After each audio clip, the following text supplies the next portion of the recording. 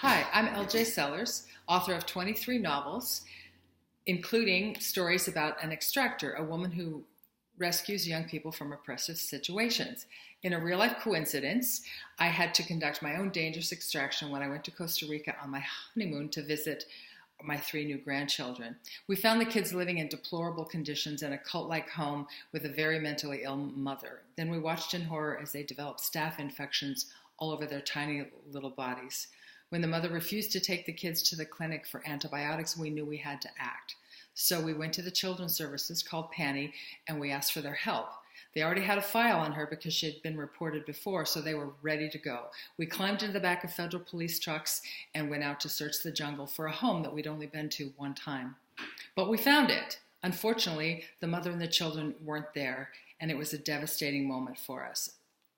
Equally bad, one of her roommates was home, and he texted the mother and warned her, and so she went into hiding.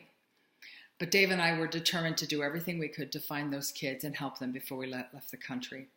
So we went into detective mode, we asked questions, we biked everywhere, and we finally got a piece of information from somebody who had lived in the cult briefly. So Dave went back to the police and convinced them to go search again. After hours driving up and down jungle roads, he spotted his daughter's vehicle in the bushes. They drove down the road and found the house, and the police raided the home, called for an ambulance, and took the kids to the clinic.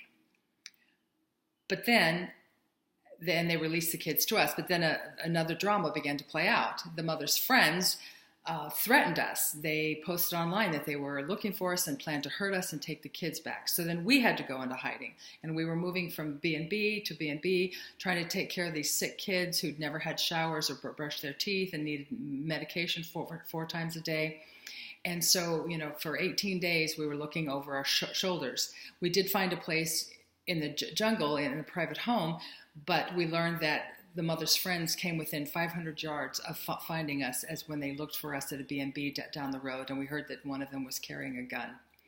So we finally went to San Jose, where we were a little safer, but it took 18 days for the Costa Rican government to finally release the paperwork, and we didn't know from one day to the next when we would get to leave. Finally, we had the paperwork, and Dave was driving back over the mountain with it and was almost run off the road by a truck in what was supposed to be our moment of celebration. After one last nerve-wracking moment in the immigration office, we boarded a plane for Portland and made it home safely, where we were greeted by a huge family reunion. I've written a script about this adventure, and I would love to show it to you.